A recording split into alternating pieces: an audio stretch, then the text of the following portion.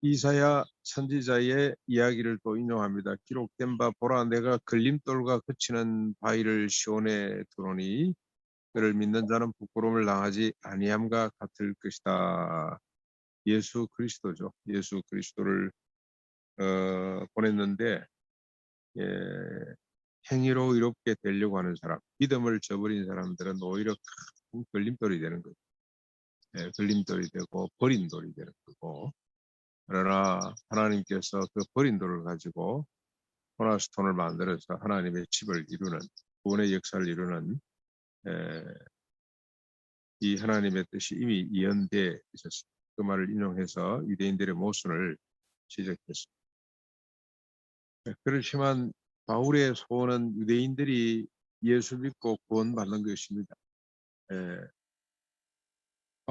내가 전하노니 그들이 하나님께 열심은 있으나 그러나 올바른 지식을 따르는 것이 아니라 하나님의 의를 모르고 자기 의를 세우기 위해서 힘써 하나님의 의를 부정하고 복종하지 아니하는 이런 모순의 사람이 이스라엘 사람이라고 치죠. 그리스도를 믿는 모든 자에게 의를 이루기 위해서 그리스도가 율법의 마침이 되었다. 유대인들을 향한 바울의 마음은 구원받는 것이죠. 그러나 유대인들의 실상은 하나님께 열심은 있지만 올바른 지식을 따르지 않는 거죠. 근데 그걸 좀 더 구체적으로 말하면 하나님의 의를 모르고 자신의 의를 세우려고 했던 사람. 여기 자기가 또 나옵니다. 구약의 율법이죠. 구약의 율법. 부패하고 타락한 인간의 가장 핵심적인 어떤 이 존재는 자신이죠. 자신. 자기의, 자기 욕심, 자기 중심성.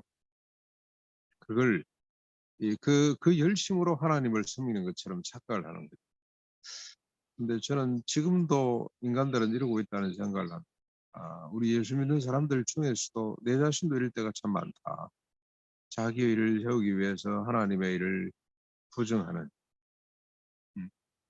그래서 하나님의 의를 복종치 아니하는. 그래서 결국은 예수 그리스도가 걸림돌이 될 수밖에 없는 이런 삶을 살고 있다고. 이게 문제죠. 자기 의를 주장하는 사람들에게 하나님께서 그래 너희들이 자기 의로 한번 해봐라 라고 주신 말씀이 율법인데, 율법 딱 갖다 들어대면 자기 얼마나 모순됐는지 금방 알 수가 있는데 자기 의에 사로잡힌 사람들은 이걸 모르는 것 같습니다. 여러분 이 형제들이 싸울 때 보면은 아무것도 아닌 일로 싸우잖아요. 객관적으로 보면 전혀 싸울 일도 아닌데 싸우는데 그게 왜 그렇습니까? 서로 자기가 옳다, 자기가 의롭다고 생각하기 때문에 싸우는 거거든요. 유대인들이 지금 그러고 있습니다. 그래서 예수 그리스도가 결국 걸림돌이 될 수밖에 없는데 이걸 어떻게 해야 되냐? 믿음으로 의롭게 되는데 그건 무슨 믿음이냐? 자기 의의 모순을 깨달은 사람이 야, 이거 내가 죄인이구나. 그런데 길이 있습니다. 예수 그리스도를 믿음으로 모든 죄 용서함을 받을 뿐만이 아니라 다시는 자기를 위해서 자기를 쫓지 않고 하나님의 의를 쫓는 이 전적인 변화까지 주님이 약속을 하셨구나. 그걸 우리가 믿을 때 비로소 자신의 의를 쫓아가는 이 옛사람을 정리할 수 있는 거죠.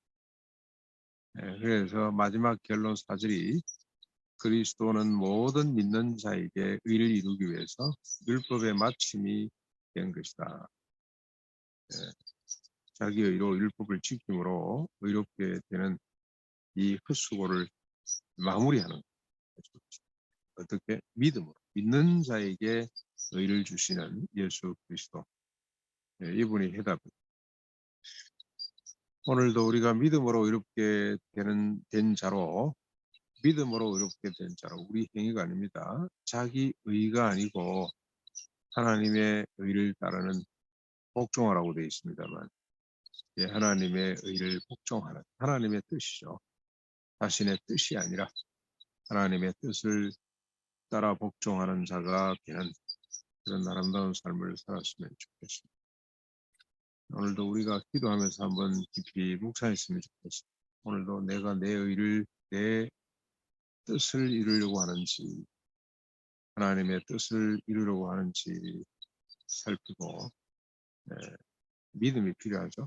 내가 의로운 사람으로 거듭났다는 이 믿음을 갖고 자기 뜻을 내려놓고 하나님의 뜻을 따르는, 그래서 거룩히 이루고 하나님의 영광 이루는 그런 우리가 되고 또 하나농군학교가 될 수 있기를 바랍니다.